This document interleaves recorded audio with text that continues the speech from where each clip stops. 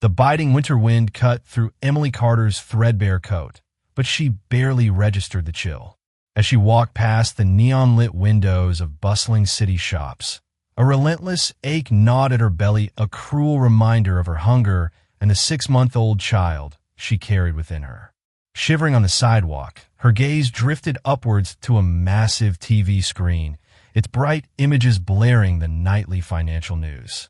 And there, beaming under the intense studio lights, was a man she once promised to love, honor, and cherish forever.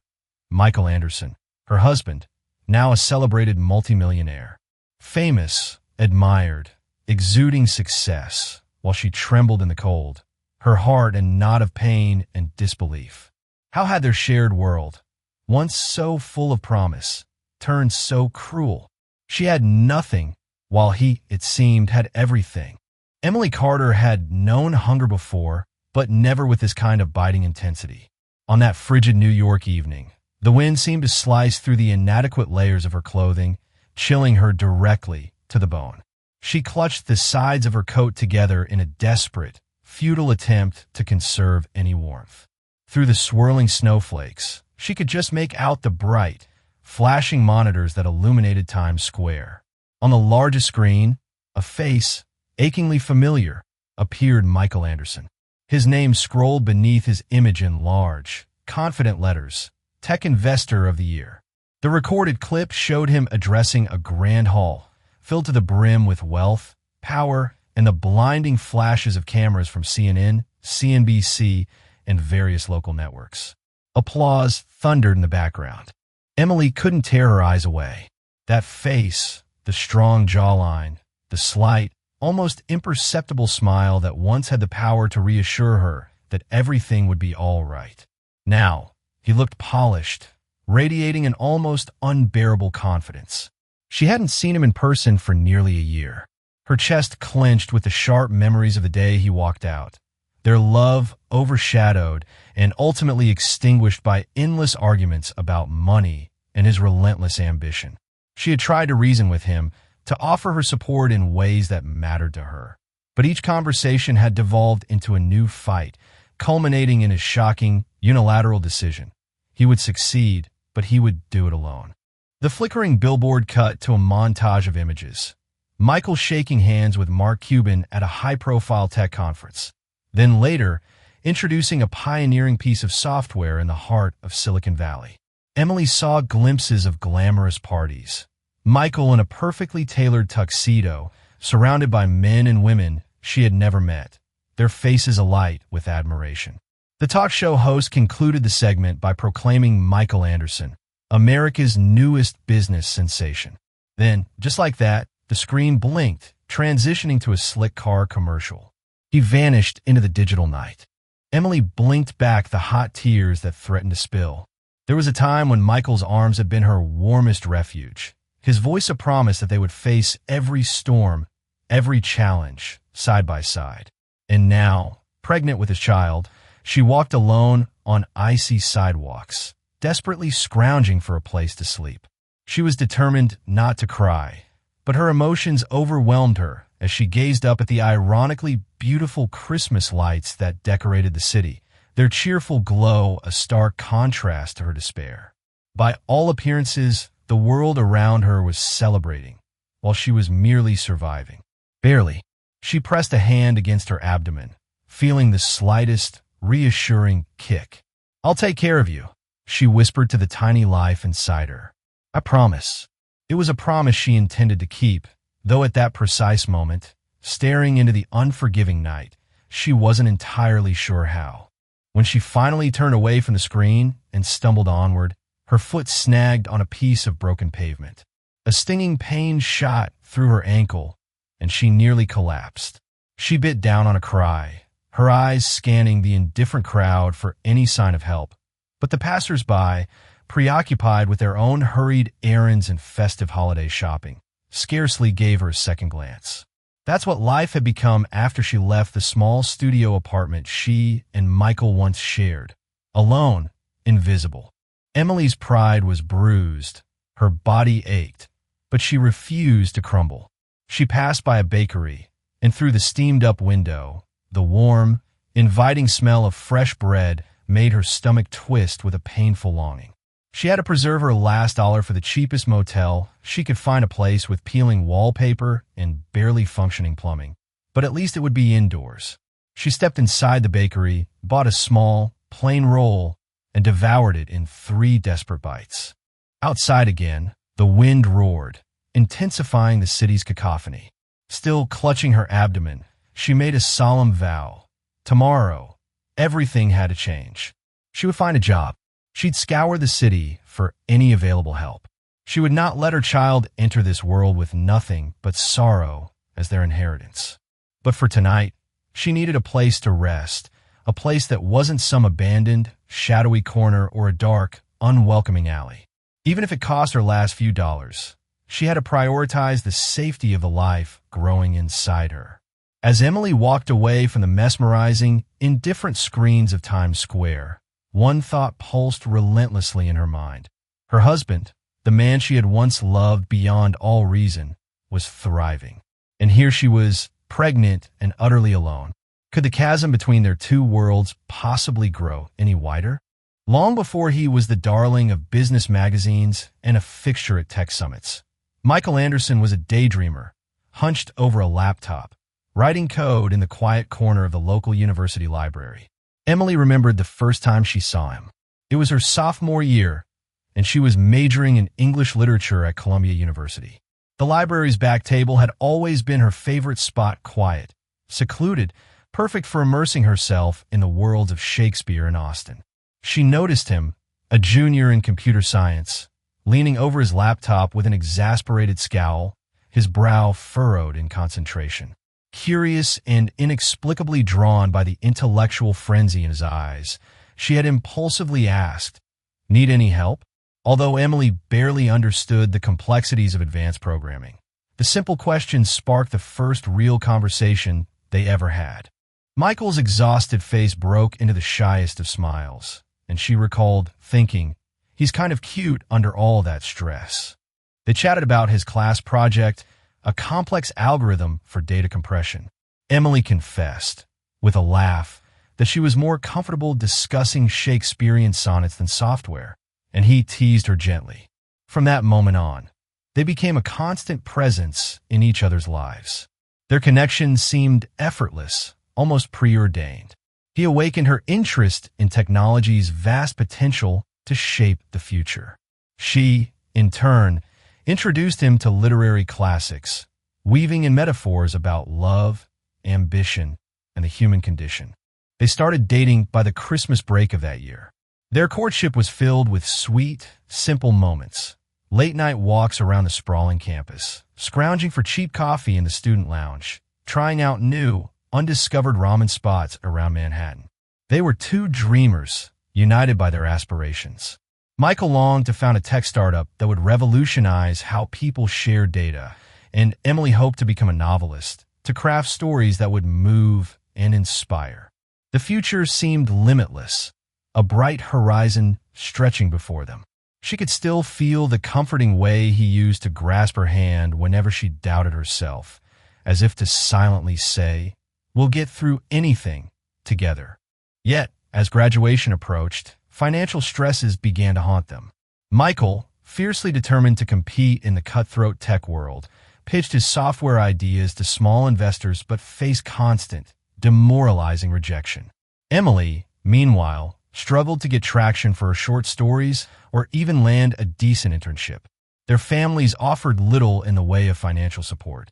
Michael's parents, the proud owners of a modest real estate business in upstate New York, expected him to follow a more traditional, stable career path and often expressed skepticism, even disdain, toward his entrepreneurial obsession. Emily's mother, whose chronic illness had drained the family's savings, couldn't offer much beyond a few encouraging phone calls, her voice often weak but full of love. When they got married in a humble civil ceremony right after graduation, they were brimming with hope, their love a shield against the uncertainties ahead. Their honeymoon was a short weekend spent in a budget motel near Niagara Falls, the only getaway they could afford. But they didn't care. What mattered was their shared devotion, their unwavering belief in each other and their dreams. They returned to New York City, renting a cheap studio apartment in Queens. Michael coded late into the night, fueled by coffee and ambition, while Emily worked as a barista by day and scribbled short stories by night, her own dreams simmering beneath the surface of their daily struggles. Their love burned like a bright, unwavering flame until, slowly, almost imperceptibly, cracks began to form. Michael became consumed with success, obsessed really. Each failed pitch to an investor sent him into a silent, brooding downward spiral that often led to frustrated outbursts. Emily tried to reassure him, to remind him that failure was an inevitable part of the journey, but her well-intentioned optimism only seemed to irritate him further. As months dragged on, the bills piled up, a constant, unwelcome reminder of their precarious financial situation. Michael grew desperate, dabbling in risky deals with shady angel investors, a path that Emily found increasingly alarming. They had endless, exhausting arguments about money, their once harmonious life now punctuated by sharp words and resentful silences. When success finally arrived, nearly 2 years into their marriage, with a major investor, Kevin O'Leary from Shark Tank, buying into Michael's new software idea, Emily hoped that it would ease the tension, that they could finally breathe. But ironically, it only magnified their differences. Michael was suddenly thrust into a whirlwind of corporate meetings, traveling across the country, networking with high-profile entrepreneurs. Invitations to flashy, ostentatious events replaced their quiet, intimate dinners. He no longer came home with cheap takeout and a tired smile. He was gone most nights, presumably in boardrooms or at fancy, exclusive parties from which Emily felt entirely excluded.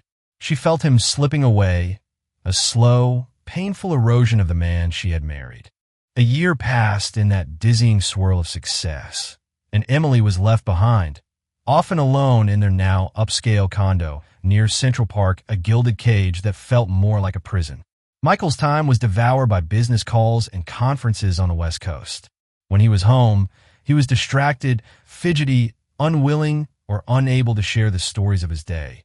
His new life, a closed book to her. She remembered their final, explosive argument vividly. She had simply asked him to spend one evening with her to try and reconnect, to find their way back to each other.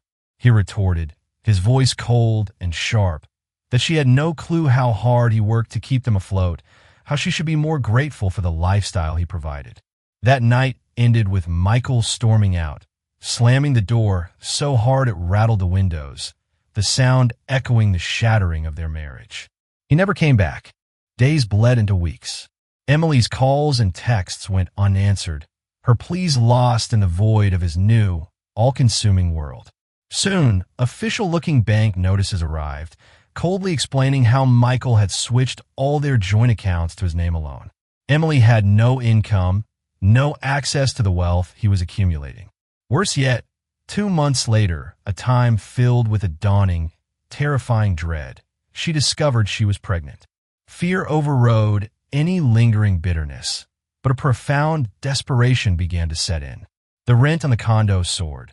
Her barista job didn't pay nearly enough, and she could no longer afford to live in the monument to their broken dreams. Before long, she was forced onto the street, her world reduced to what she could carry. She had tried contacting Michael's PR office, but her calls were always met by a polite, yet unhelpful, assistant. "Mr. Anderson is in a meeting, or he's currently unavailable," were the standard refrains, followed by an interminable hold that always ended with Emily hanging up in a wave of frustration and helplessness. Now, witnessing his face on the giant screen in Times Square, that entire whirlwind of a past, the dizzying highs and the crushing lows, threatened to engulf her. She reminded herself of the one vow she'd made, standing in that battered apartment with an eviction notice clutched in her trembling hand. "I will survive, and I will protect this child." If the father refused to care, she would find a way. She would not become just another nameless, forgotten tragedy in the city's unforgiving underbelly. Morning brought little relief from the biting cold. Emily woke on a narrow, squeaky bed in the cheapest motel she could find on the outskirts of the city. The ancient heater rattled uselessly, barely managing to keep the air in the small room above freezing. She had about $15 left, enough for a couple of cheap sandwiches, maybe bus fare if she wanted to try her luck at the next shelter. But Emily was stubborn, a core of resilience hardening within her.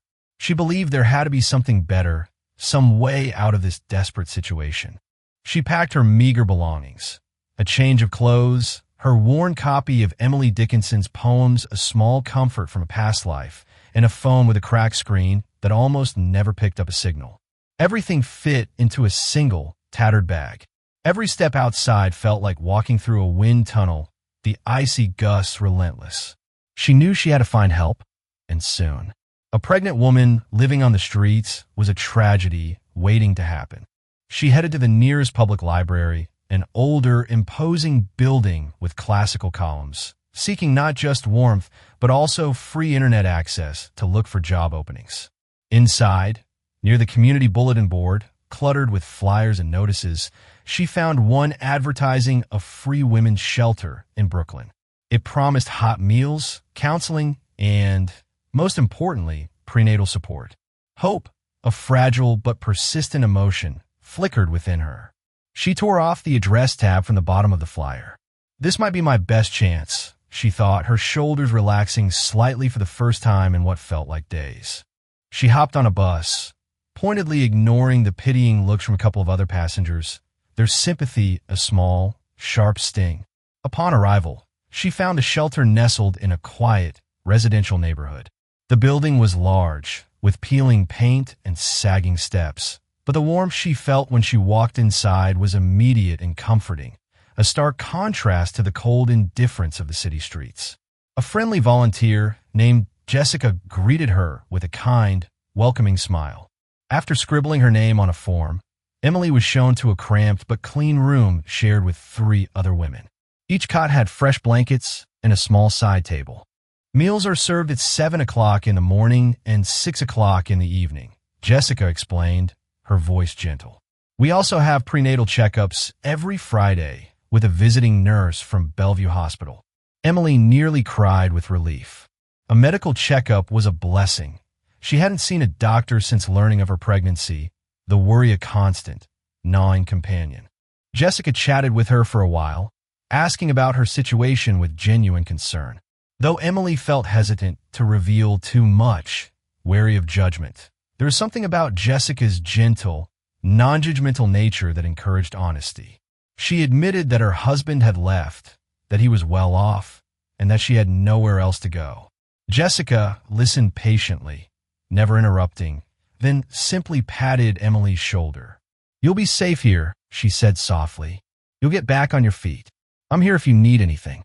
Those simple words of encouragement did more for Emily's spirit than anything had in months.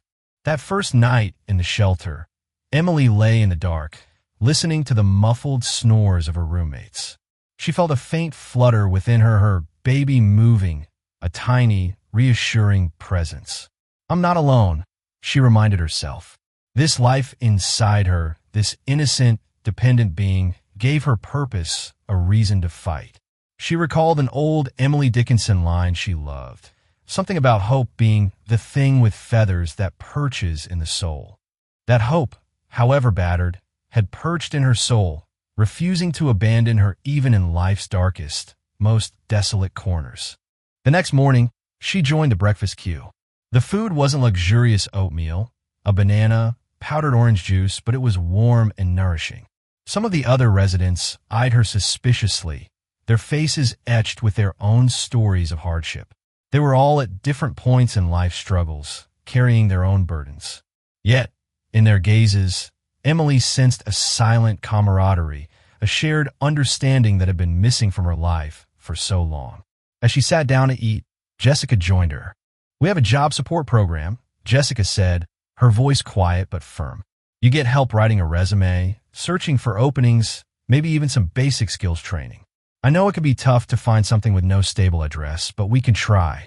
Emily nodded eagerly, her eyes bright with unshed tears. "That would be great," she replied. swallowing a surge of gratitude. She was ready to do anything: office cleaning, retail, whatever it took, anything that would help her earn enough for a deposit on a small, safe apartment for her and her baby. But as she scrolled through job listings later that day in the shelter's common lounge, a rerun of a business show flickered on the television. They were discussing Michael Anderson again. A celebrity investor, Mark Cuban, was praising Michael's entrepreneurial drive, suggesting he was the future of American tech. Hearing the news anchor casually mention her husband's name, his success lauded for the world to see, felt like a punch to the gut. He was more successful, more untouchable than she'd even imagined. She took a deep breath, forced herself to look away from the screen, and told herself, with a newfound resolve, "This is my life now, and I'm not giving up." She wasn't sure if she hated him, missed him, or simply wished, with all her heart, that none of this had ever happened. All she knew was that she had to survive, and she would do it on her own terms. At precisely 9 o'clock in the morning the following Friday, Emily waited nervously in a makeshift exam room, set up in the shelter's converted rec hall. Worn curtains, faded and thin, partitioned the space, offering a semblance of privacy. The volunteer nurse, Mrs. Henderson, bustled in, setting down a bag filled with medical supplies. She was a short, no-nonsense woman with bright, reassuring eyes that crinkled at the corners when she smiled. "How are you feeling, dear?" Mrs. Henderson asked, her voice kind as she washed her hands and snapped on a pair of latex gloves. Emily hesitated. She had been trying to ignore the dull, persistent ache in her lower back, the bouts of nausea that still came and went unexpectedly, and the constant, bone-deep exhaustion that clung to her like a shroud. "Better now that I have a safe place to sleep," she admitted, a small, tired smile gracing her lips. Mrs. Henderson nodded understandingly, then proceeded to take Emily's vitals, measuring her growing belly with a soft tape measure, and listening carefully with a Doppler for the baby's heartbeat. The rhythmic whoosh-whoosh filled the small, quiet space, and Emily's eyes grew misty. This was the first time she'd heard her child's heartbeat, a tiny, powerful drumbeat of life. So strong, she thought, pressing a hand to her mouth to stifle a sob of overwhelming emotion. "No major concerns right now," Mrs. Henderson informed her, offering a small, encouraging smile. "But you need to be mindful of your diet. Get as much protein and healthy foods as you can. And rest. Stress can harm the baby, too." Emily almost laughed, a bitter, ironic sound. Stress was the only thing she had in abundance these days. But she forced a bright, determined nod. Mrs. Henderson noted that Emily would need to establish a formal medical file at a hospital soon, especially in case of early labor or any unforeseen complications. "We'll coordinate that," Mrs. Henderson added reassuringly. "In the meantime, do you have any support person for your prenatal care? A family member, or—" Her voice trailed off, her gaze questioning but kind.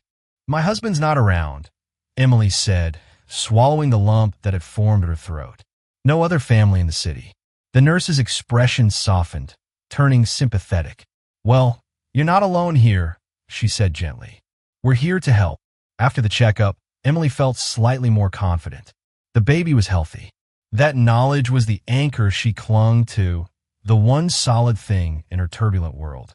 She spent her afternoons in the job support program, brushing up her typing skills, practicing interview responses with a kind counselor named Ms. Davis. Her English degree, once a source of pride, now felt like a distant memory, but it helped. She applied for positions as a receptionist, an editorial assistant, or even a part-time tutor, anything that offered a steady, albeit small, income. Most responses, if they came at all, were negative. Employers were wary of someone with an unstable address, or they required advanced certifications she didn't possess. But Emily persevered, fueled by a mother's fierce determination. Days turned into weeks. The bulge in her belly became more pronounced, a visible testament to the life growing within her, and so did the heaviness in her heart.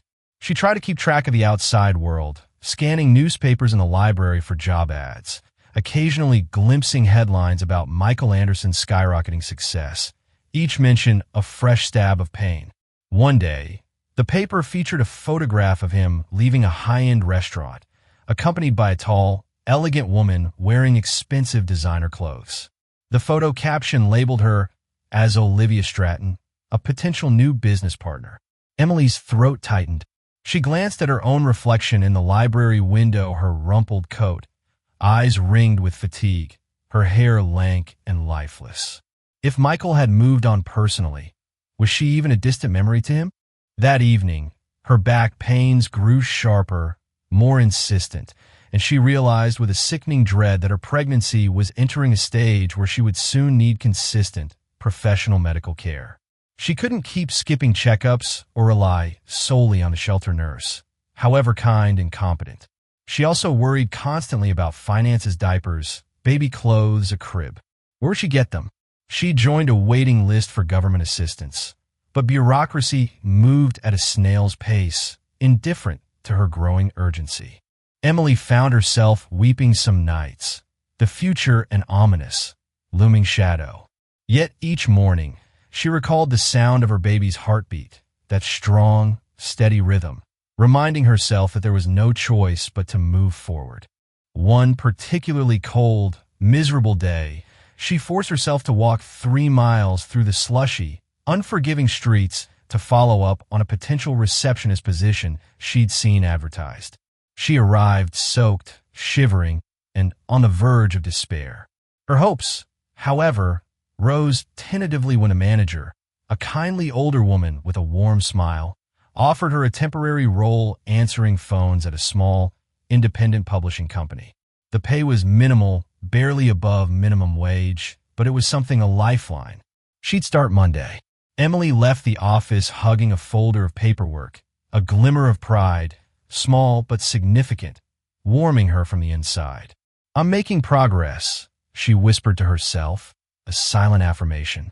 When she returned to the shelter, though, she found Jessica looking pale-faced and anxious in the hallway. "We need to talk," Jessica said quietly, her voice low and serious, leading Emily to a quiet corner. Apparently, an acquaintance of Emily's had come by the shelter earlier, looking for her. A man with slick-back hair and an expensive, tailored suit. He had left a business card.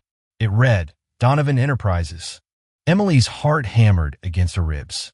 She stared at the card, the swirling black and gold letters of the logo seeming to mock her. Did he say anything?" she managed to ask, her voice barely a whisper. "Just that he needed to speak with you," Jessica replied, her eyes full of concern, regarding a personal matter. Emily's mind whirled. Could it be Michael's lawyer? One of his personal aides? Did Michael somehow know she was pregnant?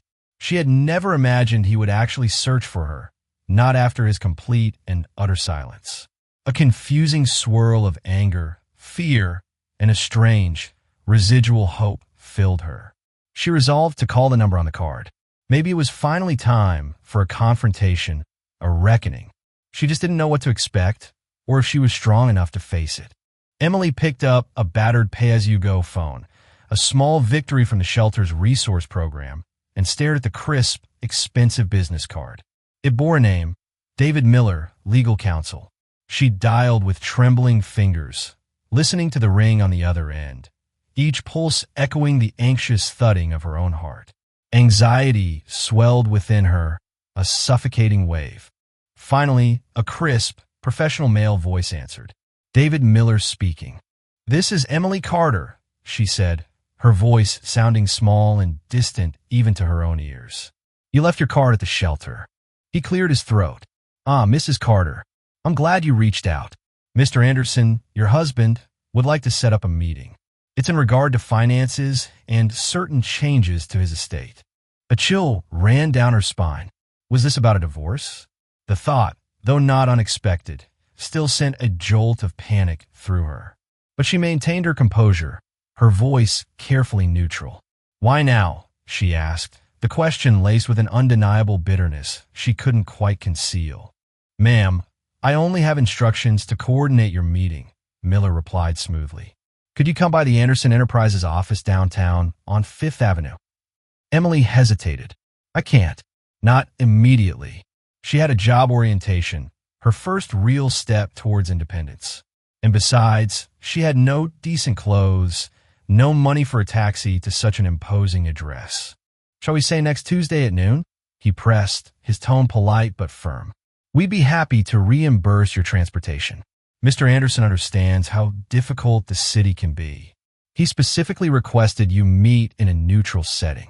Emily's anger flared at the paternalistic, condescending tone, but caution prevailed. "All right," she conceded. "Tuesday."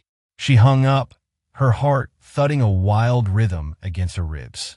Michael wants to meet. Part of her rage that he would drag her into some sterile legal affair after all this time, after all his silence. Another part, small yet insistent, felt a flicker of relief. Maybe, just maybe, he would acknowledge their baby, maybe do the right thing, and at least provide child support. Tuesday came far too quickly. Emily found herself rummaging through the shelter's donated clothing closet, eventually picking out a modest black dress that was slightly too big and a coat that fit snugly over her visibly pregnant belly. Jessica, ever supportive, offered to do her hair in a simple, neat bun. As she left, half a dozen women in the shelter, her temporary, unlikely family, wish her luck, though they knew only that she was meeting her ex. The Anderson Enterprises office towered over Fifth Avenue, its mirrored glass windows reflecting the cold, gray sky. Emily approached it anxiously, acutely aware of the doorman's raised eyebrow as she walked in, her worn shoes a stark contrast to the polished marble floor of the gleaming lobby. Well-dressed professionals hurried past, exuding an air of untouchable wealth and importance. A large, sculpted statue of Michael's trademark, a logo, was prominently on display near the elevators, a silent testament to his monumental success. David Miller, a tall, slim man with neatly combed graying hair, emerged from behind the imposing reception area and greeted her with a polite, almost imperceptible bow. "Mrs. Carter, right this way," he said, his voice devoid of emotion as he led her to a plush conference room overlooking the city skyline. Soft leather chairs, a polished mahogany table that seemed to stretch for miles, and floor-to-ceiling windows showcasing a breathtaking, panoramic view of Central Park. Everything screamed opulence, a world away from her current reality. She perched uncomfortably on the edge of a chair, feeling utterly out of place, a ghost from a forgotten life. Moments later, the door opened, and walked Michael Anderson. He wore a tailored charcoal suit, the fabric expensive and perfectly cut. He stepped forward with a hesitant, almost boyish smile that tugged at a forgotten corner of her heart. Emily's throat constricted at the sight of him. He looked the same, yet different, older, more confident, but also carrying a new weariness around his eyes. She stood instinctively, her hand moving protectively to her abdomen. If he noticed her rounded belly, he didn't show any immediate reaction. "Emily," he said quietly, as though testing the sound of her name on his tongue after a long absence. He paused, his eyes flicking briefly to her stomach, then back to her face. "Thank you for coming. I didn't realize you were, are you?" She inhaled sharply. "Pregnant," she finished for him, her voice stronger than she expected. "Yes, for nearly 6 months. A fleeting expression shock, maybe even guilt, flashed in his eyes before he masked it. "I didn't know," he said, his voice low. You didn't tell me." Anger, hot and fierce, boiled in her. "I tried," she exclaimed, her voice trembling. "You cut all contact. You walked out." She clenched her fists, her knuckles white. "You were too busy with your empire to pick up the phone." He exhaled a long, weary sound, looking genuinely pained. "I'm sorry," he said, his gaze meeting hers. "I truly am." He sank into the chair opposite her, rubbing his temples as if warding off a headache. "I messed up. I realize that now. I've been going through a lot, but it's no excuse." She eyed him wearily, uncertain if this was genuine remorse or just another calculated performance. "So why am I here?" she asked, her voice flat. "Did you need me to sign divorce papers? Is that it?" Michael shook his head vigorously. No, that's not it at all." He looked at David Miller, who stepped forward, clearing his throat officiously. "Mr. Anderson has asked me to assist in drafting an arrangement," Miller began, his tone formal. to provide you with financial support enough to cover all prenatal care, childbirth expenses, and ongoing living costs. In addition, there's a trust fund he'd like to establish for the child. Emily felt a wave of conflicting emotions. Relief that there was some practical solution on the table, indignation that he thought money alone could fix everything, and a tiny, treacherous flicker of hope. "What about us?" she asked, her voice barely above a whisper. "Our marriage." Michael gazed at her, his eyes clouded with an emotion she couldn't quite decipher. "I want to help you and our child," he said, his voice earnest. "I know I can't change the past, but I can at least try to do right by you now." He hesitated, swallowing hard.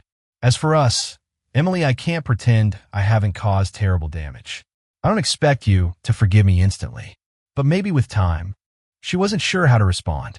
It felt like they were strangers, two people who had once known each other intimately, now separated by a chasm of hurt and misunderstanding. She realized she was trembling. "He's acknowledging the child," she told herself silently. That was step one. David Miller laid out a series of documents, referencing monthly allowances, comprehensive coverage for medical bills, and other provisions. The amounts were staggering. Emily had never seen such figures in her life. She could live comfortably, rent a decent apartment, and never worry about basic needs again. But a sharp pang of guilt gnawed at her. Should she accept this? Was it selling her soul? She eyed Michael, her voice wavering. "Why now?" she asked again, the question heavy with unspoken accusations. "Why not before?" Michael's face was taut, his jaw clenched. "When I saw you disappear from our condo, and I heard rumors you were struggling, I tried to locate you. But I was overwhelmed with expansion plans, new deals, the pandemic of responsibilities that came with success. I kept putting it off." He inhaled, a pained, ragged breath. "That was wrong. I realized I couldn't move forward, couldn't live with myself, knowing you might be suffering. You deserved better." "Damn right I did," Emily muttered, tears burning her eyes, blurring the expensive legal documents spread before her. They were a Band-Aid solution, a financial fix for an emotional wound. Maybe it was an answer for the baby, a way to secure their future. Yet a single, persistent question lingered. Could Michael Anderson, the man who had shattered her world, possibly be part of her life again? She didn't sign anything that day, telling David Miller she needed time to think, to process. Michael offered to call her a car, but she declined, needing the long walk back to the shelter to clear her head, to try and make sense of the whirlwind of emotions. He handed her a small, discreet card with his personal cell number, the only item exchanged that day that felt remotely intimate. She left the grand, imposing building uncertain whether she was stepping towards salvation or renewed heartbreak. That evening, Emily returned to the shelter in a daze. She found Jessica in the kitchen, patiently dishing out bowls of steaming soup to the residents. Feeling the immense weight of the day pressing down on her, Emily pulled Jessica aside and recounted the surreal, almost unbelievable encounter with Michael Anderson. She showed her the paperwork, the baffling sums of money that could, in an instant, turn her life around. "That's wow," Jessica breathed, her eyes wide as she flipped through the pages of the legal agreement. "I've never seen so many zeros on a support agreement before." She paused, her gaze thoughtful. "So, what are you going to do?" Emily sighed, sinking heavily into a worn plastic chair. "I don't know," she confessed, her voice weary. "Part of me feels like taking this money is the only logical choice. The baby deserves a stable life, not a mother stuck in a shelter, struggling to survive." She rubbed her belly protectively. "But another part of me, I'm scared he's just trying to buy off his conscience. If I sign this, do I lose my dignity? What's left of it, anyway?" Jessica placed a gentle, reassuring hand on Emily's shoulder. "It's not about dignity, Emily," she said softly. "It's about providing for your child and for yourself. You've sacrificed so much already. You deserve some security, some peace of mind. That doesn't mean you have to let him back into your life, not unless you want to. You're still in control of that." Those words calmed Emily slightly, but her mind remained a turbulent sea of unsettled thoughts and emotions. She recalled her once blazing, all-consuming love for Michael, how they'd giggle over cheap pizza late at night, dreaming of their future, how she'd fallen asleep on his shoulder while he read his complex lines of code aloud, his voice a soothing balm. Is that man, the one she fell in love with, still in there somewhere, beneath the polished millionaire facade? She wondered. A part of her yearned for closure, or even, dared she hope, a chance at reconciliation. But the hurt was still fresh, the betrayal a raw, open wound.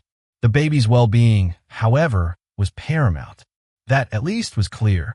That same night, she carefully reviewed the documents again, scribbling notes and questions in the margins, wanting to ensure she wasn't inadvertently signing away any rights, any part of her autonomy. If Michael was sincere in his remorse, maybe she could start by accepting the financial support, a practical necessity, then see if anything else, anything more, could be salvaged from the wreckage of their past later. She set the papers aside, resolved to meet with David Miller again in a few days, armed with her questions and a clearer sense of her own terms. Meanwhile, Emily's new part-time receptionist job started. She commuted by bus, then hopped the subway to a modest, unassuming building in Midtown, stepping into the small, bustling publishing house. The environment was busy, yet casual stacks of manuscripts piled high on every surface, coffee mugs scattered on every desk, editors passionately arguing about grammar and plot points. On her first day, she answered phones, directed visitors, and fetched coffee for staff meetings. By lunchtime, she was exhausted, her feet aching, but a gentle, unfamiliar wave of triumph swelled inside her. I'm working, she thought with a surge of pride. I'm making strides. I'm doing this on my own. During a brief break, she scrolled through her phone and saw a new message. It was from Michael. Please let me know if you have any questions about the agreement. Also, I hope you're doing well. That was all. So formal, yet tinged with a cautious, almost hesitant warmth. Emily stared at the screen, unsure how to reply. Eventually, she typed a short, concise message. I'm still thinking. I'm safe. Thanks. She pressed send, her heart hammering, but then forced herself to focus on her tasks, on the small, tangible progress she was making. Over the following week, she gradually came to a decision. She agreed to sign the financial support arrangement, but she made it unequivocally clear to David Miller in an email that she didn't want Michael controlling her life or her child's life. She insisted on having her own apartment, in her own name, a modest but comfortable place near the shelter, so she could remain in that supportive, understanding environment until she felt truly stable and ready to stand on her own 2 feet. She also wanted the unequivocal freedom to make all medical and personal decisions for the baby. If Michael truly wanted to be involved, they could discuss visitation and co-parenting arrangements later, when the dust had settled. To her astonishment, Michael agreed to all of it, with no arguments, no pushback. He even forwarded a preliminary lease for a small, sunny 2-bedroom apartment in a decent, family-friendly neighborhood, the rent fully paid for a year in advance. Emily felt a profound surge of relief. He's taking responsibility, she thought, a cautious optimism blooming within her. Maybe there was a shred of the old Michael, the man she had loved, left after all. But was she ready for more than just a transactional, financial arrangement? Late one night, cradling the cheap phone in her hand, she impulsively dialed his personal number. He picked up almost immediately, his voice sounding anxious, almost breathless. Emily, she swallowed, her throat tight. I just wanted to say thank you, she managed, her voice soft, for the help. Silence filled the line for a moment, then a soft, audible exhale. Of course, he said, his voice equally low. It's the least I can do. Her voice trembled. This baby, Michael, it's ours. He or she deserves 2 parents who at least respect each other. He murmured, his voice thick with an emotion she couldn't quite place. I'd like that. I'd like to earn your respect again. And maybe, one day your forgiveness. Tears slipped down her cheeks, unbidden. She remembered how once years ago, they could share entire nights simply talking, dreaming, their futures intertwined. She had so many questions for him, why he abandoned her, what truly motivated his relentless pursuit of success, whether there was any love, any spark left between them. But for now, she whispered, "Good night, Michael," and ended the call, the line disconnecting them once more, but this time perhaps with a sliver of hope instead of a chasm of despair. By the time Emily was entering her 7th month of pregnancy, her life looked drastically different. With Michael's financial support, she moved into the small but cozy apartment. The walls were painted a cheerful cream color, and there was an extra room she planned to turn into a bright, welcoming nursery. The furniture was minimal: a comfortable sofa, a sturdy bed, and a small kitchen table, but it was hers. Her name was on the lease, a tangible symbol of her reclaimed independence. Her job at the publishing house had also become slightly more secure. The manager, impressed by her punctuality, diligence, and quiet competence, offered her an extended contract for another 3 months. With the baby coming, Emily wasn't sure how long she could keep working, but at least she had some sense of purpose each day, a routine that made her feel human again. She'd found a rhythm that made her feel grounded. Wake up, check on emails and job listings. Old habits died hard. Go to work, come home, set aside half an hour to jot down story ideas, her old passions slowly rekindling, and then rest, her body heavy, but her spirit lighter. She still visited the shelter occasionally, volunteering to help with new arrivals, offering them a spark of hope in the same way Jessica had done for her. One chilly afternoon, Emily heard a knock on her apartment door. She opened it to find Michael standing there, looking slightly awkward, holding a small bouquet of lilies and a bag of groceries. Her heart pounded a nervous rhythm as she took in his hesitant smile. "I was in the neighborhood," he explained, his voice a little too casual. "Thought I'd stop by if that's okay." Emily hesitated. She hadn't told him her exact address. David Miller must have provided it. She had been careful with boundaries, not wanting to feel controlled or overwhelmed, but she found herself nodding, stepping aside to let him in. He handed her the flowers, which she placed in a simple glass vase on the kitchen table. "I brought some things," he said, lifting the grocery bag. "Fresh fruit, prenatal vitamins, and I saw this new jacket, and I thought of you. The weather's getting colder." The thoughtful gesture caught her off guard. "Thank you," she managed, smoothing her hand over her growing belly, a now familiar, protective gesture. His eyes flicked around the small apartment, taking in the bare walls and modest furnishings. "It's nice," he remarked, cozy. He was clearly trying to fill the silence that stretched between them. He glanced at her abdomen again, then back at her face, a question in his eyes. "May I ask, do you know the baby's gender?" She shook her head. "I want it to be a surprise," she said softly, a small smile playing on her lips. "That's wonderful." Michael looked down, fiddling with the strap of the grocery bag. Finally, he exhaled a long, slow breath. "Emily," he began, his voice earnest, "I know showing up like this might be too forward. I'm trying to respect your space, I really am, but I'd also like to be more involved. I want to help with the doctor appointments, the nursery, anything you need." She studied him, noticing a sincerity in his gaze, a vulnerability that hadn't been there during their last tumultuous months together. "Why the sudden change?" she asked, the question direct, her voice steady. She recalled, with a fresh pang, the humiliating nights she spent on the streets, clinging to her thin coat for warmth while he, presumably, mingled with venture capitalists and industry titans. Michael's shoulders sagged, the weight of his past actions evident in his posture. "When I left," he admitted, his voice raw, "I was consumed by my ambition, by this terror of failing. I convinced myself I couldn't handle a relationship that would hold me back. I did fail you, Emily, in the worst possible way." He paused, his voice thick with emotion. "Then, once success arrived, all the money, the recognition, I felt emptier than ever. All I had was money, status, and a hollow, gnawing sense of accomplishment." He paused again, his voice a near whisper. "I realize now that none of it matters without love, without people who truly care about you. I guess I'm trying to atone for that. I can't change the past, but I can try to be here now, for you and for our child." Tears pricked Emily's eyes. The raw sincerity in his voice shook her to her core. "I appreciate the honesty," she said slowly, her own voice softer now. She wondered if it was real, this transformation, or if guilt simply propelled him, especially now that she was visibly pregnant and undeniably vulnerable. Yet a part of her, the part that remembered how they'd once dreamed side by side, their futures inextricably linked, wanted to believe him, needed to believe him. "Would you like some tea?" she offered, gesturing to the kettle on the small stove. He nodded gratefully.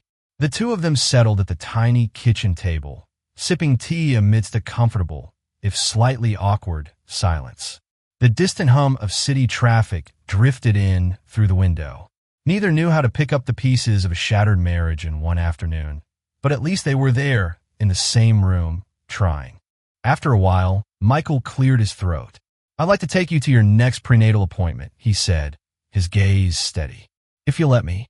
I can drive, or we can get a car. Whatever you prefer." She hesitated only briefly before nodding. "That would be nice." Deep down, a small, tentative flicker of warmth lit her heart, something akin to hope, fragile but present. Michael accompanied Emily to her next prenatal appointment at Bellevue Hospital. Mrs. Henderson, the kind shelter nurse who also volunteered at the hospital clinic, greeted them warmly, though Emily noticed the curious, speculative glances from other staff members. She imagined they recognized Michael. His face was frequently plastered across business headlines and financial news segments. Yet, to his credit, he didn't flaunt his status or demand special treatment. He simply held Emily's coat while she changed into a gown and asked the doctor thoughtful, pertinent questions about the baby's development, his concern genuine and palpable. They heard the baby's heartbeat again, strong, steady, and reassuring. Michael's expression softened, and Emily saw, with a start, tears glistening in his eyes. A powerful wave of emotion struck her.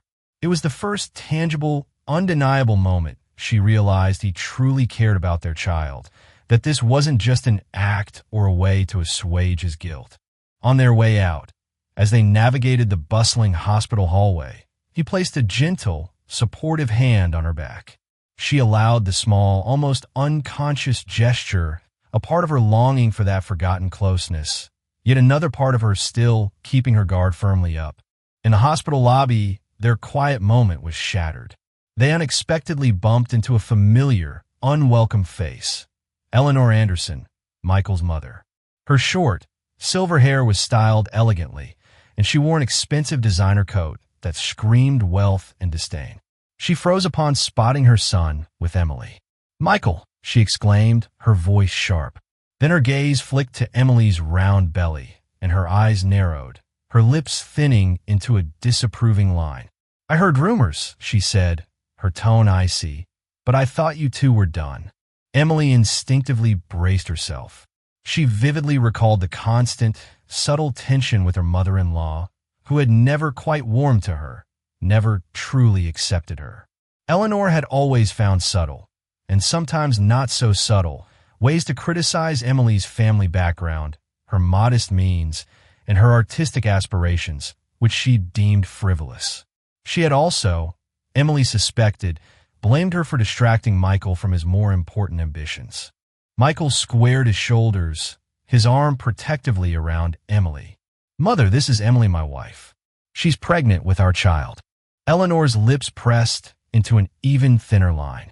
"So, you're reconciling?" she asked, her voice laced with undisguised disapproval and a hint of accusation. Emily couldn't hold back.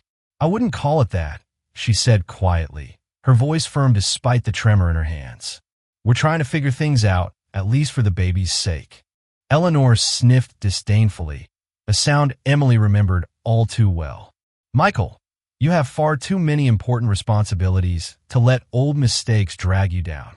She eyed Emily as if she were an unwelcome intruder, a blemish on their pristine family image. "Why didn't you tell him you were pregnant sooner?" she demanded, her gaze sharp and accusing. A flame of anger, hot and righteous, rose in Emily. "I tried," she retorted, her voice gaining strength. "He left, and I had no way to reach him. And trust me," she added, her eyes flashing, I wouldn't call carrying your grandchild a mistake. Michael gently took his mother's arm, his expression stern. Enough, mother. The baby is my responsibility, and I won't have you speak to Emily that way. We're not discussing this here, in a hospital lobby. Eleanor sniffed again, clearly affronted. We'll talk later, Michael. She glared at Emily with thinly veiled contempt, then turned on her heel and walked away, her departure as abrupt and dismissive as her arrival. Heart pounding, Emily noticed people staring, their faces a mixture of curiosity and pity. She blinked back hot tears, humiliated and angered by the public confrontation. Michael's jaw was tight, his face flushed. I'm so sorry, Emily, he said softly, his voice full of regret. She had no right to talk to you like that. But Emily's mind raced. She recalled how Eleanor had once, years ago, told her flat out that she wasn't good enough for Michael, that he needed a partner more on his level, someone who could enhance his social standing and financial prospects. Now that Michael was wealthy and successful beyond their wildest dreams, his family clearly still saw Emily as an obstacle, a liability. It's fine, she muttered, though her trembling hands betrayed her inner turmoil. I'll manage. They walked outside, the crisp, cold air hitting their faces, a welcome shock after the stuffy, emotionally charged atmosphere of the lobby. Michael turned to her, his eyes earnest. Please don't let her get to you, Emily. She doesn't speak for me. Not anymore. Emily found her resolve, her chin lifting. I won't.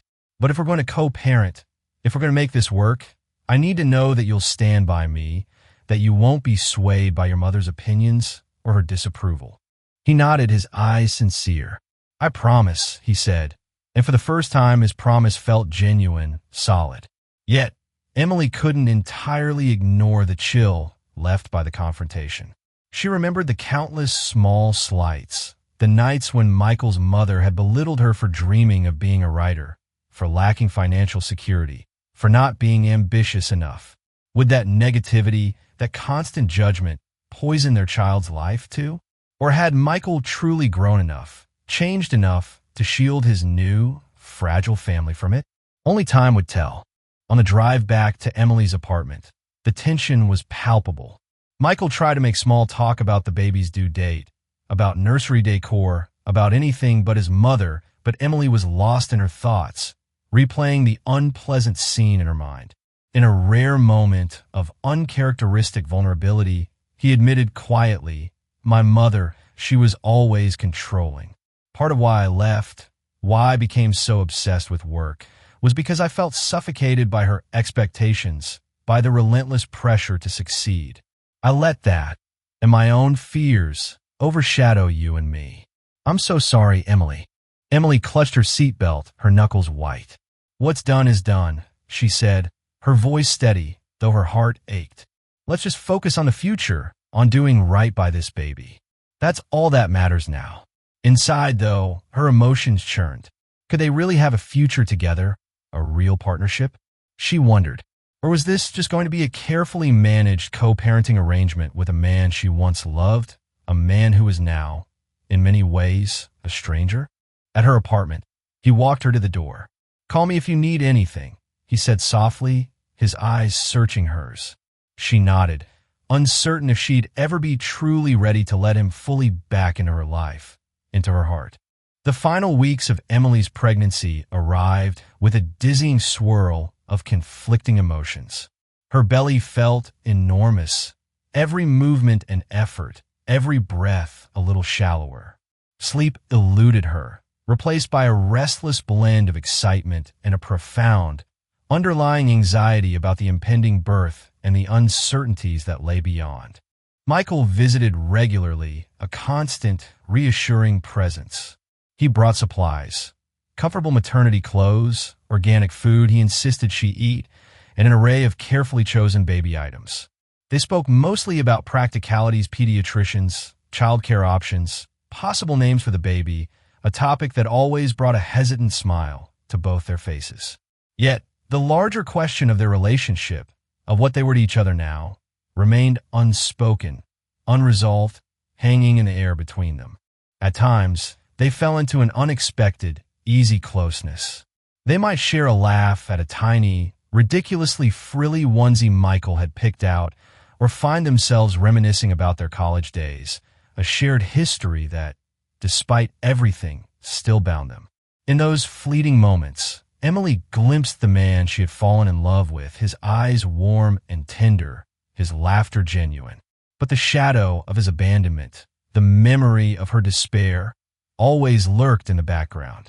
She couldn't easily forget the nights spent sleeping on cold, unforgiving sidewalks, shivering in the bitter winter cold, all while he soared to stardom, seemingly oblivious to her suffering. Trust, she knew, would not be rebuilt overnight. It would be a slow, painstaking process. One evening, she was propped up on her sofa, a laptop balanced on her knees, typing away at a short story. Her old passion for writing, dormant for so long, was slowly, tentatively rekindling. A gentle knock came at the door. She opened it to find Michael, dressed in casual clothes, holding a large container of homemade soup. "You mentioned in passing that you craved chicken soup," he said, smiling sheepishly, a flush rising on his cheeks. "I asked my personal chef to make a batch." "Don't worry," he added quickly. "I didn't cook it myself. That would be disastrous." Emily's laughter slipped out before she could stop it, a genuine, light-hearted sound that surprised them both. "Thank you, Michael. That's very thoughtful." He set the container down on her small kitchen counter, his gaze falling on the manuscript drafts scattered across her coffee table. "Are you writing again?" he asked, his voice soft, a hint of surprise in his tone. She blushed, nodding. "Just trying to get the creative juices flowing. Something for me, to define myself again." He asked if he could read a snippet. She hesitated for a moment, then, impulsively, allowed him. He read quietly, his eyes darting across the page, his expression unreadable. When he finished, he looked up, an admiring, almost awed expression on his face. "This is really good, Emily," he said softly, his voice full of a respect she hadn't heard from him in years. "I forgot how talented you are." She swallowed, her heart fluttering. He was praising her, not dismissing her efforts as frivolous or a waste of time, as he once had when his ambition had consumed him. "Thank you," she whispered, a warmth spreading through her. They talked for a while about the story a tale about a lone traveler who finds hope in the most unexpected of places. The conversation flowed easily, almost effortlessly, reminiscent of their younger selves, before the world and its pressures had driven a wedge between them. At one point, he gently placed a hand on her belly, feeling the baby kick in response. A shared smile passed between them, something both tender and profoundly uncertain. Later that night, as he was leaving, she lingered at the door. "Michael," she said softly, her voice barely audible, "I just want you to know I see you trying. I appreciate it." He exhaled, a wave of palpable relief washing over his face. "I'll keep trying, Emily," he promised, his eyes meeting hers. "I won't give up." But the next day, chaos returned with a vengeance. Michael called her in a panic, his voice strained, urging her to watch the news. Another business scandal had broken out, this one hitting dangerously close to home. Accusations swirled that Anderson Enterprises had engaged in questionable, possibly illegal, stock trading practices. Ugly rumors circulated that Michael's mother, Eleanor, had been pulling strings behind the scenes, orchestrating shadowy backdoor deals to inflate the company's value. Michael's name was splashed across headlines, with tabloids and news outlets speculating wildly about the moral integrity of his entire operation. Emily flipped on her old, flickering TV set, her heart sinking as she saw reporters swarming like locusts in front of the imposing Anderson Enterprises building. A few sensationalist channels even displayed a grainy, unflattering picture of Emily from months ago taken, she realized with a jolt, when she was still homeless, claiming she was the estranged wife carrying the heir to a troubled empire. She felt nauseous, the room spinning around her. Was she about to be dragged, kicking and screaming, into the harsh, unforgiving glare of the public eye? Michael texted, his words terse and full of anguish. "I'm so sorry, Emily. This is out of control. I never wanted you to be involved in this mess." She fought the urge to panic, to give in to the rising tide of fear, but the stress weighed heavily on her, a physical burden. Within hours, mild contractions started, irregular at first, but undeniably present. She was only 36 weeks along, a bit early, but still within a generally safe range. The contractions weren't severe yet, but she felt them keenly enough to know her body might be preparing for labor, perhaps triggered by the sudden onslaught of stress. She called Mrs. Henderson, who advised her to rest and hydrate, warning her to come to the hospital immediately if things intensified. Night descended, and the tabloids and news channels kept spewing stories, each one more lurid and speculative than the last. A photo of Eleanor, stern-faced and defiant, refusing to speak to reporters, was plastered everywhere. They insinuated that Michael's entire fortune, his hard-won empire, could be at risk. Emily tried not to care about the money, about the scandal, but she worried desperately about the baby. If Anderson Enterprises collapsed under the weight of this scandal, would her child be caught in the crossfire of a messy public fiasco? When Michael finally arrived at her apartment later that night, he looked utterly drained, his face pale and drawn, as if he hadn't slept in days. "I'm so sorry for this media circus," he said, running a hand distractedly through his already disheveled hair. "I had no idea my mother was involved in these shady trades. I've already fired the people responsible, but the damage is done. The investigation is ongoing." Emily tried to remain calm, to breathe through the anxiety, but a particularly strong Braxton Hicks contraction flared, causing her to wince and gasp. Michael noticed immediately, fear flashing across his features, instantly replacing the worry about his business. "Are you okay? What's wrong?" "I think," she paused, breathing deeply through the discomfort, "I might be in early labor." His face paled, and in that moment, all talk of scandal, business, and public opinion melted away, rendered insignificant by the imminent arrival of their child. "Let's get you to the hospital," he said gently, his voice firm despite the tremor in his hands, helping her gather her pre-packed hospital bag. As they hurried out into the cold night, leaving the blaring television and the chaos of the outside world behind, Emily realized a new, definitive chapter was beginning. Whatever storms raged outside, she was about to bring a child into the world, and for the first time in a long time, she knew, with a certainty that settled deep in her bones, that she needed Michael's unwavering support. Inside the brightly lit, sterile maternity wing at Bellevue Hospital, time seemed to slip into a disorienting blur of fluorescent lights, hushed medical chatter, and relentless waves of pain. Emily was admitted with mild, irregular contractions that, by midnight, had turned fierce and all-consuming. Michael stayed steadfastly by her side, his hand gripping hers through each agonizing surge, his presence a surprising, anchoring comfort. Sweating and trembling, Emily alternated between tears of exhaustion and focused, determined breathing, clinging to the promise that soon, very soon, she'd hold her baby in her arms. It was a tumultuous, terrifying night. At one point, the baby's heart rate dipped slightly, prompting a flurry of quick, efficient action from medical staff. Fear, cold and sharp, stabbed through Emily. She locked eyes with Michael, seeing her own raw terror reflected there. In that shared, vulnerable moment, all the lingering bitterness, all the resentment, faded away, replaced by the stark, unifying realization that they both desperately, fiercely, wanted their child to be safe. The baby's heartbeat stabilized, and a collective wave of relief flowed through the room. Hours crawled by, each one an eternity.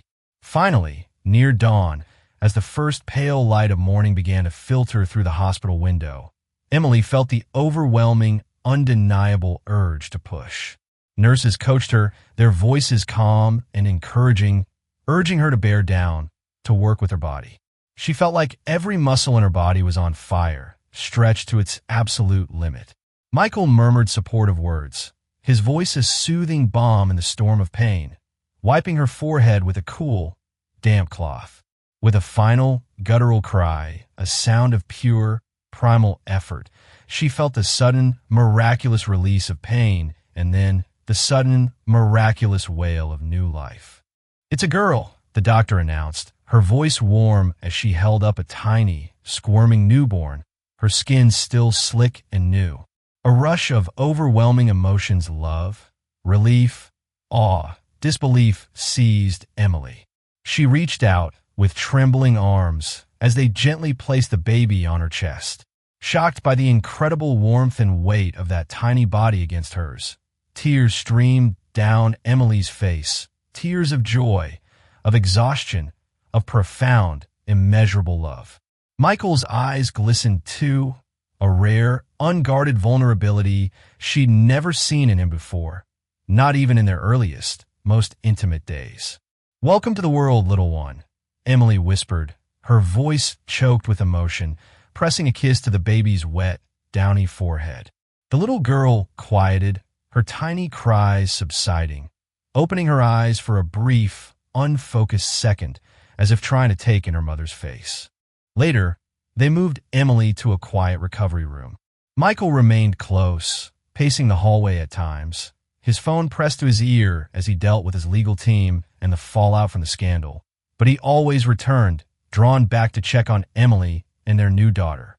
He smiled a genuine, unburdened smile whenever he saw them together, as though the world outside, with all its scandal, drama, and demands, had lost its power here, in this small, sacred space.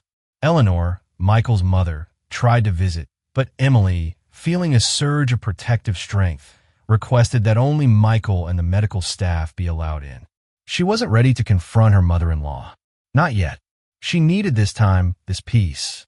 Meanwhile, word arrived that the scandal at Anderson Enterprises was, slowly, being resolved. Michael had stepped forward, taking full public responsibility for the corporate oversight lapses and cooperating completely with regulators. He was determined, he told Emily during a quiet moment, to repair the damage, to rebuild trust rather than hide or deflect blame. 2 days passed in the hospital, a whirlwind of feeding, diaper changes, and exhausted, fitful naps. Emily watched Michael hold their daughter, marveling at how gently, how naturally he cradled her, his large hands surprisingly tender. They hadn't formally picked a name yet. Emily had a half-dozen favorites, but none had felt quite right. While gazing into her daughter's round, curious, dark eyes, she decided on Hope. It felt fitting. This tiny, perfect baby was the embodiment of new beginnings, of a future she hadn't dared to dream of just a few short months ago. When discharge day came, Michael insisted on driving them to Emily's apartment. He carefully, almost reverently, carried the new car seat, setting it up securely by the living room couch. Emily gently unbuckled baby Hope, lifting her close, inhaling her sweet, newborn scent. For a moment, they stood together in the quiet apartment, the city's hum a distant murmur, the hush broken only by Hope's soft, contented baby sighs. "I want to make a pledge," Michael said, his voice low and earnest, his gaze fixed on Emily and then on their daughter. "To be here for you and for Hope, always. I know I can't erase the past. Emily, I know I hurt you terribly, but I swear I'll do everything in my power to make our future better, to be the husband and father I should have been all along." Emily gazed at him, then at Hope, nestled peacefully in her arms. Her heart brimmed with a kaleidoscope of emotions. Uncertainty, yes, but also gratitude and a cautious, burgeoning desire to heal, to forgive, to try again. "It won't be easy, Michael," she murmured, her voice soft but firm. "We have a lot to work through, but I'd like to try." He exhaled, a visible wave of relief flooding his features, the tension visibly draining from his shoulders. "We'll go at your pace," he said, his voice thick with emotion. "Whatever you need. I'm here." She nodded, tears glimmering in her eyes, but this time they were not tears of sorrow. Over his shoulder, she saw their reflection in the window herself, Michael, and tiny Hope in his arms, forming a fragile, imperfect, but undeniably real family portrait. Perhaps fate, in its own mysterious way, had brought them full circle. The child they had created, a child born of a love that had once seemed lost, now bound them with a new, powerful love that neither betrayal nor success, neither hardship nor scandal, could ever truly sever. For weeks, they navigated those new, uncharted waters. Michael, true to his word, balanced his demanding corporate responsibilities with the profound, often overwhelming, responsibilities of fatherhood, frequently losing track of time as he simply admired his sleeping daughter, his face a mask of awe and adoration. Emily slowly, cautiously, let her guard down, recognizing that while forgiveness would be a journey, a long and winding road, she didn't have to walk it alone anymore. Each day, she felt stronger, more confident. Each day, baby hope grew, a constant, beautiful reminder that life and love could emerge triumphant, even from the deepest heartbreak. Whether or not Emily and Michael's relationship would fully mend, whether they could truly rebuild the trust that had been so devastatingly shattered, remained to be seen. But for the first time in a very long time, Emily believed in second chances, in the possibility of a future she had once thought impossible. In a world as unpredictable and often unforgiving as theirs, one truth shone clear. Love, when nurtured with patience, honesty, and genuine remorse, can heal even the deepest wounds. And so, from the frigid, indifferent sidewalks of homelessness to the gentle, encompassing warmth of a new, emerging family, Emily and Michael's story shows us that life rarely unfolds as expected. But hope, like a resilient spring flower, can spark miracles even in the harshest of winters. Their journey reminds us that every hardship carries within it the seed of possibility, and every broken bond can, with genuine remorse, forgiveness, and unwavering perseverance, begin to mend. Thank you for joining me on this emotional roller coaster of heartache, redemption, and rebirth. If this story moved you, if you felt Emily's struggles and found inspiration in her incredible resilience and Michael's journey toward atonement, please take a moment to like this video, share it with others who appreciate dramatic and heartfelt storytelling, and subscribe to this channel. Your support is what ensures we can continue creating these kinds of stories that spark conversations, touch hearts, and spread a little more hope in the world. Comment below and let us know what part of Emily and Michael's journey resonated with you the most. What were your favorite moments? What did you learn? Share your thoughts, and let's keep the conversation going together. Here, we celebrate love's enduring power to heal, no matter how broken the path once seemed. Until next time, take care and keep believing in the power of second chances.